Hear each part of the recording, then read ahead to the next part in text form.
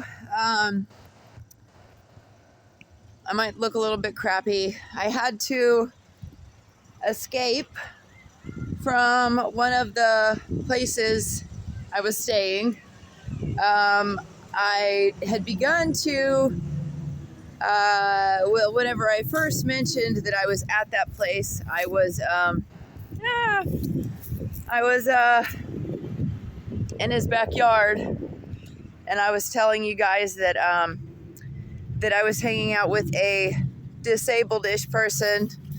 I at first said that it was pretty bad because, well, what it was, the part that was bad about it was that he had to be amputated 5 times before they were done amputating.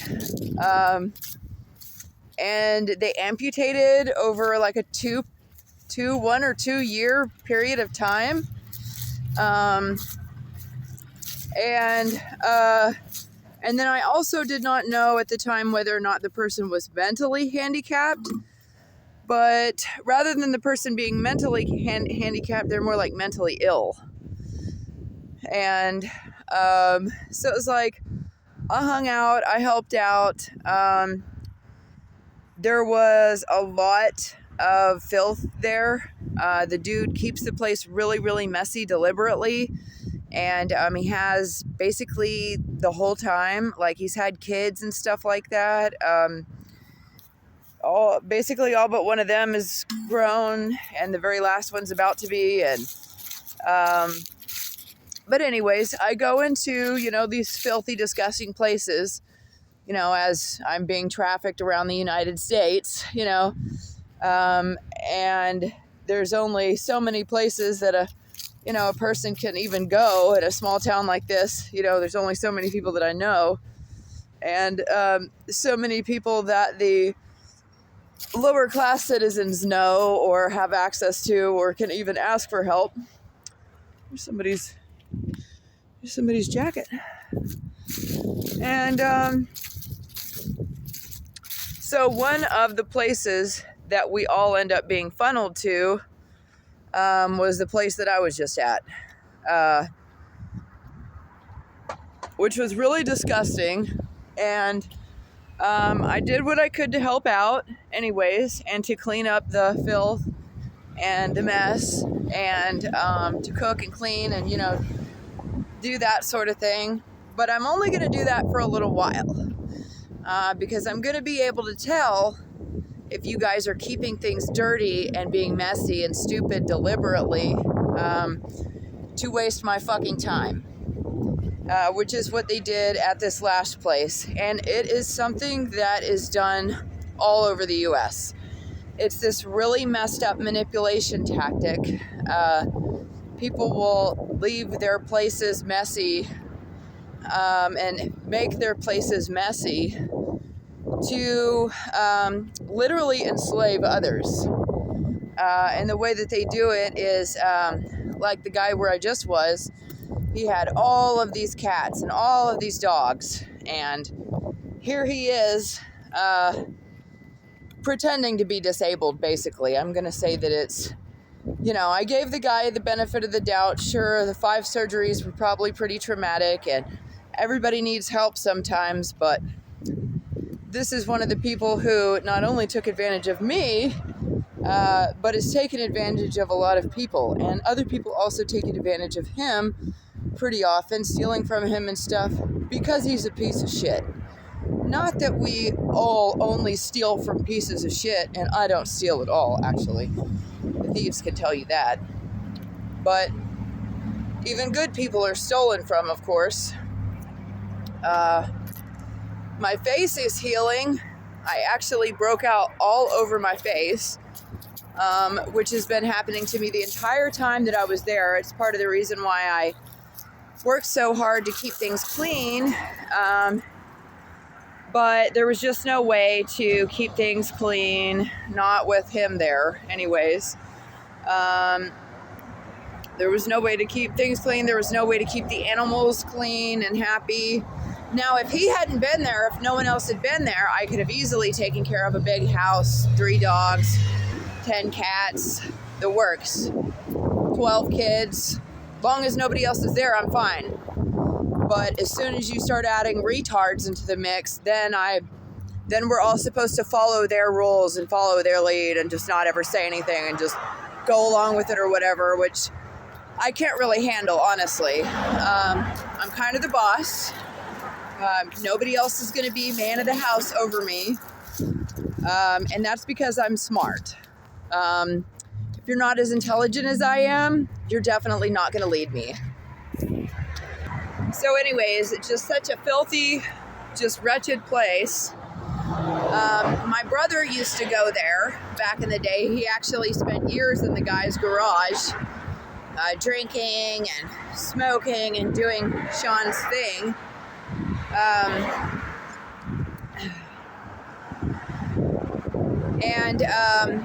When I asked Sean, why don't you go in the house? He would tell me like that the house was really, really bad off. He would tell me like that the house was way too disgusting to go in. And I was kind of like, man, that sucks that the kids have to live like that. But I didn't realize just how bad it was until I went to stay for myself. But like, here's this dude who acts like he's being good for CPS, trying to be good and has all this stuff to lose, which is how pretty much everybody that I run into who's involved in like CPS or having their kids taken away, almost none of them are innocent. A lot of them probably deserved to have their kids taken away. And that might sound mean, but it is what it is. I mean, this was pretty bad. Like, whenever I got to this place, I asked him if I could stay in the garage because I remembered how nasty my brother said it was. And like, I've been here for months and known that that house was available for me to go to, but I was just so leery because of what my brother told me about that dude. Like, my brother isn't the greatest guy on the planet or anything, but like, he was the one to first be like, hey, I think that this guy might be messing with one of his kids. And he was like, I think that it's really messed up, which was really surprising to come from my brother, because my brother's kind of a weird motherfucker, you know what I mean? And not that I'm talking smack on you, bro. My brother Sean, he gets it. But I do remember my brother telling me how nasty it was that he couldn't even go in the house. Like, he was using the bathroom in the backyard and stuff like that of this place where I just was. Well, when I went in there, I can't be around that. I can't be around dirtiness. I can't be around any filthiness like that. Absolutely not. So I went into cleaning mode, and because there's no way I'm not even going to cook food on your stove if there's cat shit on the floor in the other room. No, fuck no. No, absolutely not. No, I don't think so. The whole house is going to be cleaned, especially if I'm going to be in one of these weird kitchens, one of these weird Appalachian kitchens where they painted the windows shut. So annoying. Like, all these old houses, like old ass single pane glass houses out here in the east, there's single pane glass right there on that house. And it's beautiful, you know what I mean? It's beautiful and everything, but it's cold. And some of those people who come in and do the work on those old windows, they do a terrible job. A lot of those people who do the window work, they're crackheads or heroin addicts or PCP addicts or whatever. And they do terrible, terrible window work. And you'll see all through here those single pane windows that someone painted closed. It's fucking terrible. So here I was stuck in this kitchen where the floor panels, they're just covering up shit and piss. And I've seen that all throughout the United States. There's like a certain breed of human who they are okay with living in cat and dog shit and piss. It is fucking bizarre, man. So yeah, all across America, I would occasionally walk in to these houses. And I'm going the right way.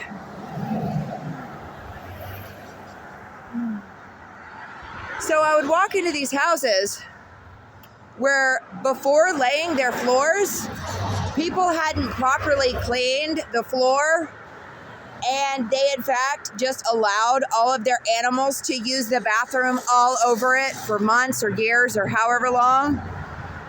And then they lay flooring down on top of all the piss and shit, making it to where you can't, making it to where like you can't, there's no way to clean. Can I even make it through this way? I don't even know. Like there's no way to clean it then. You know what I mean? You just covered piss and shit with the floor. And now there's no way to get rid of that smell until you pull up your fucking rotten ass floor and you take that wet dry shop vac in the back that pretty much everybody with animals has, and you pour scalding hot water on that floor and you pick every bit of that shit up off your fucking floor. And then you have to take completely new flooring and lay it down, not on top of shit and piss, retards. Jesus, no, I have to regulate the whole fucking globe and let them fucking know how to lay their floors and everything. Like, what the fuck, dude? So, yeah, like, I'm an excellent cook. I'm a pretty bitchin' housekeeper slave. I actually bust fucking moves into these fucking shithole trafficking houses that I walk into. Complete trash holes. Oh, great. Signs of witchcraft as I'm walking through the witchiest fucking town in the U.S. Absolutely horrible. Yeah, the power of Christ compels you, bitch. Jesus, fuck. Fucking bullshit. Can I walk through here? I'm not even sure. I've never even tried to walk this way before. Yeah. Mm-hmm. Learn something new every day. Anyways, so I'm willing to do a little bit and show people what I got to work with, you know what I'm saying? As far as my incredible skill, cleaning, cooking, housework, that sort of thing. Good with animals. I might even change your diaper, but I am not interested in being intimate with any of you because almost everyone's a retard and I don't want to sleep with retards. Cool. And I don't use that word lightly. I absolutely love that word. And I would never call anyone that if they were actually mentally handicapped. That word is reserved for retards, basically. That word is reserved for sex traffickers, pedophiles, murderers, rapists, sex offenders, things of that nature. It's not specifically for anyone who's actually suffering from any kind of handicap. I totally feel for anything like that. And I'm ready and willing to pray for your supernatural, spontaneous healing at any time. So anyways, I also believe in abundance. The abundance ministry is huge in my life. I really love abundance. I actually take supernatural pride in the blessings that God and the universe bestow to me. And I'm willing to show people, hey, this is what that looks like. But when they see that I'm this abundant and blessed, incredible person, and they choose to be shitheads anyways, it might mean that they got a small dose of what being around me could have gained them. But because they're all retards, no one ever gets to fully discover any of that. No. But they do a little bit. They get small doses of how awesome I am. And that's part of the reason why whenever I go to leave, I generally have to escape. I generally have to not say anything, have all of my stuff secretly packed, or like I have to like actually sit down and talk to the spirit world and God and ask them how to get out of every single situation. And sometimes, like I heard people call me Houdini, dude. And sometimes the way that I get out of situations is pretty fucking complex. But sometimes the way that I make it out of really complex situations is actually really simple. So it's just really bizarre, the whole thing. And I really wish that I had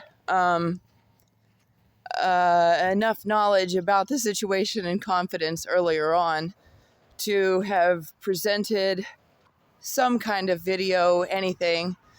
But, you know, it's been a little over 3 years ago whenever I was chased out of this town, run out of this town with human sacrifices. And those sacrifices were actually so severe that I gained amnesia. I developed amnesia, and it was serious. It took me over a year to recover from amnesia. And for basically the majority of that year, I was running from bad guys with a child, with a 5-year-old, who grown men threatened to murder. They were in a trailer right here in this town where 4 or 5 dudes all sat together, one of them employing the others to, quote, unalive me, you know, get rid of me and my kid. He got a few people, I guess, to volunteer to help him, and it's just gone on from there.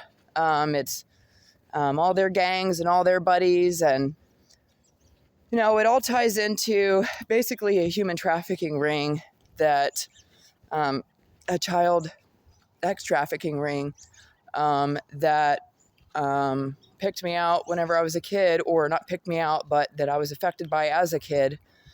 And that has never changed, you know, and it was their job or whatever to get rid of me, but they haven't been able to get rid of me. And now I'm almost 40 years old, and I know the human trafficking ring that is right here in this town, and, you know, how it links to people all over the whole country and organizations and groups all over the nation. And I'm ready to bust this whole ass motherfucker, but I don't really know who to tell because everyone is so corrupt, and it doesn't seem like there's really anyone else who's as excited as busting and busting a national or international sex trafficking ring the way that I am. I mean, I'm super excited about busting any of these chomos and retards and perverts. Unfortunately, those sex crimes are big money to, you know, the dark people and the corrupt people. And, you know, all those pedophiles and sex offenders have a lot of protection, just like all of these traffickers have a lot of protection. And I think I'm just going to finish here. Yeah.